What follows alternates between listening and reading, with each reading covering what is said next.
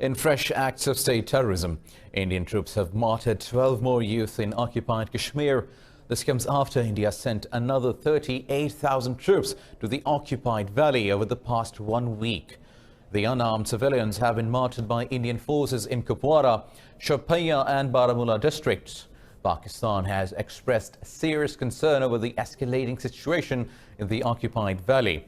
Meanwhile, United Kingdom, Germany and Australia have issued a travel advisory to their citizens against travelling to occupied Kashmir.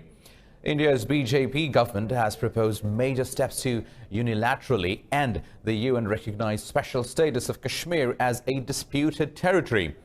Kashmiri leaders have called on to the international community to take emergent action.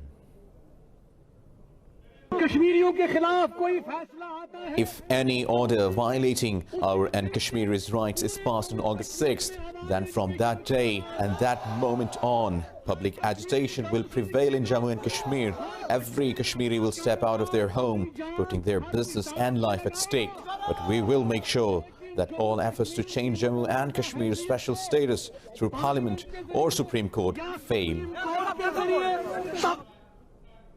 Now we have with us Sardar Masood Khan, President of Azad Jammu and Kashmir.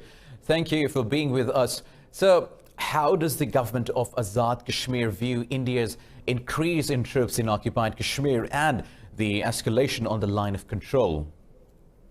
Well, the people in Indian Occupied Kashmir are terrorized, and we are alarmed on this side because of the constant hostile fire by Indian troops across the LOC, which has resulted in many deaths and injuries and destruction of houses and property and livestock and crops.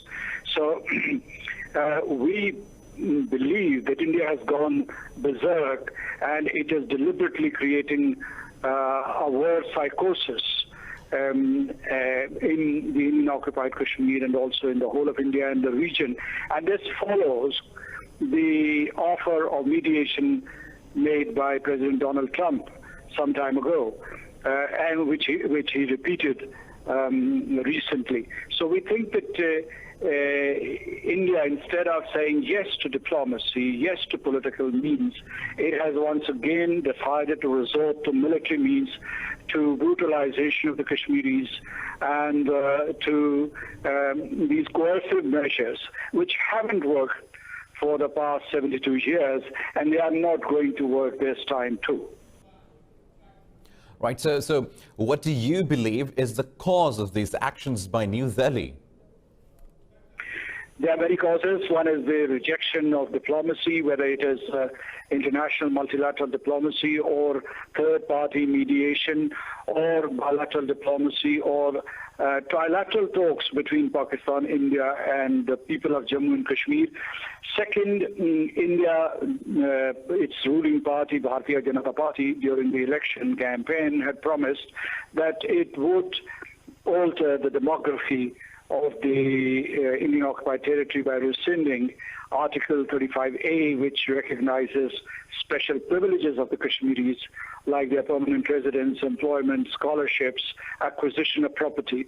So probably they are following up on that commitment.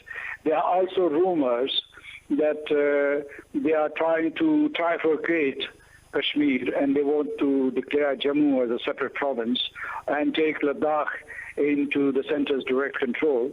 There is also a possibility that they want to prepare the ground for relimitation or delimitation of the constituencies in order to reduce the Muslim majority into minority in the areas where they have majority. So there are multiple purposes, but the most sinister plan would be to transfer populations and deport people out of Kashmir, or to manage an inflow or influx of non-Kashmiris from India, from Punjab, from Bihar, from Bengal, from Rajasthan, under different pretexts. So as you can see, there are multiple reasons, but right now the existential threat to Pakistan and the Kashmiris is that India has chosen the path of warmongering, and it has instilled fear all around in the region and internationally.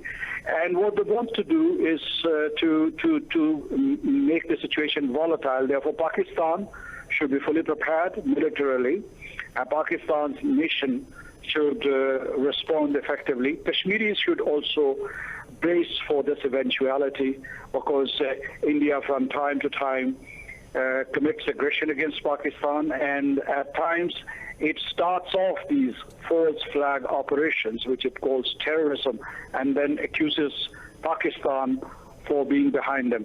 So all possibilities are there, but we should take a firm stand, and at the same time, we should enlist the support of the international community, which means the support of the United Nations Security Council, United Nations Secretary General, permanent members of the Security Council. And in this regard, the Foreign Minister of Pakistan has reached out to the United Nations Security Council. I think that the Foreign Office here in the capital, Islamabad, has also briefed the permanent 5 members. So we need a very strong, robust diplomatic offensive to counter India's moves. Rightly said, sir. Coming to you lastly, India dropped cluster bombs yesterday along the civilian population areas along the line of control in violation of the Geneva Convention, sir. A word on that too.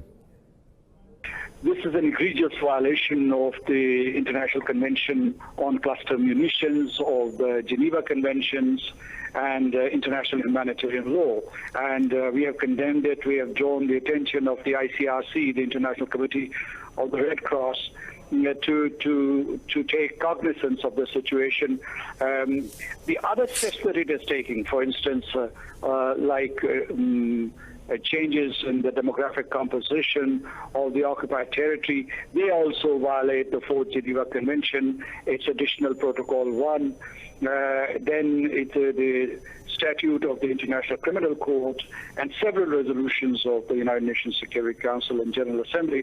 So India is violating international law and international human rights law flagrantly. Right, Sardar Masood Khan, President, Azad Jammu and Kashmir, thanks for joining us live on Indus News.